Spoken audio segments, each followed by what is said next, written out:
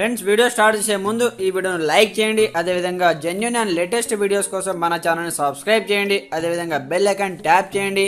మీకు all notification వస్తుంది. All పైన ట్యాప్ చేయండి. Hi friends, welcome back to our channel. So friends, మనకు రైతు రుణమాఫీకి సంబంధించి లేటెస్ట్గా అప్డేట్ రావడం జరిగింది.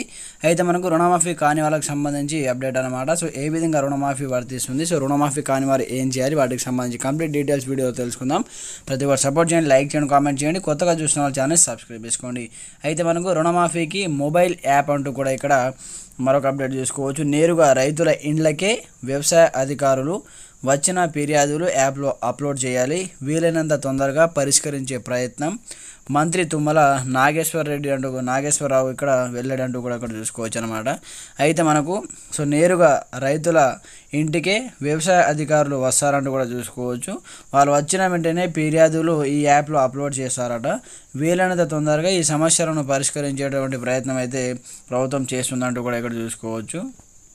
అయితే మనకు లబ్ధి పొందని రైతుల గ్రీవెన్స్ త్వరలో పరిష్కారం. వ్యవసాయ శాఖ మంత్రి తుమ్మల నాగేశ్వరరావు 2 లక్షల లోపు రుణం ఉండి అన్ని వివరాలు సక్రమంగా ఉన్న మాఫీకి నోచుకొని రైతుల కోసం త్వరలో ఒక మొబైల్ యాప్ను తీసుకొస్తున్నట్టు వ్యవసాయ శాఖ మంత్రి తుమ్మల నాగేశ్వరరావు అయితే తెలపడం జరిగింది.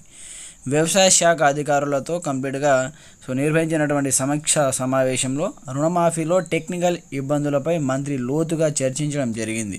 అయితే మనకు 2 లక్షల వరకు ఉన్నటువంటి రుణం తీసుకున్నప్పటికీ మాఫీ కాని 4,24,873 మంది రైతుల ఖాతాల వివరాలను సేకరించనున్నామని, వీటిని మొబైల్ యాప్లో అప్లోడ్ చేసి దాని తర్వాత వాటికి సంబంధించి పరిష్కారం చేశామంటూ కూడా చెప్పడం జరిగింది.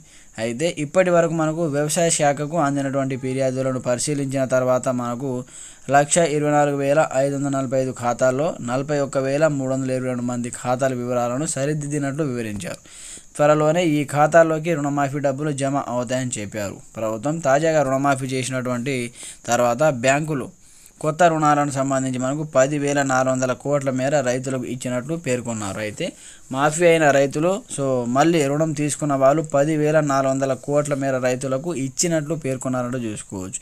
అయితే రుణమాఫీ కాని వాళ్ళకు త్వరలో ఒక మొబైల్ యాప్ కంప్లీట్గా తీసుకొచ్చి వాటికి సంబంధించి మన డాటాను అయితే అందులో అప్లోడ్ చేసి ఆ సమస్యను వెంటనే పరిష్కారం అయ్యేలా చర్యలు చేపడతామంటూ కూడా మనకైతే చెప్పడం జరిగింది. కాబట్టి ఎవరు తొందరపడవద్దు. ఆల్రెడీ ప్రభుత్వం చెప్తుంది కాబట్టి మరి చూడాలి ఎంతవరకు ఇది నిజమవుతుంది, మాఫీ అవుతుందా లేదా అనే దాని గురించి ఎలాంటి అప్డేట్ వచ్చినా వీడియో అయితే పోస్ట్ చేయడం జరుగుతుంది. ఎవరెవరికి మాఫీ అయింది, ఎంతవరకు మాఫీ అయింది, మీ ఊరు పేరు జిల్లా కింద కామెంట్ సెక్షన్లో తెలియజేయండి. మీ ఫ్రెండ్స్ అండ్ ఫ్యామిలీ మెంబర్తో షేర్ చేయండి.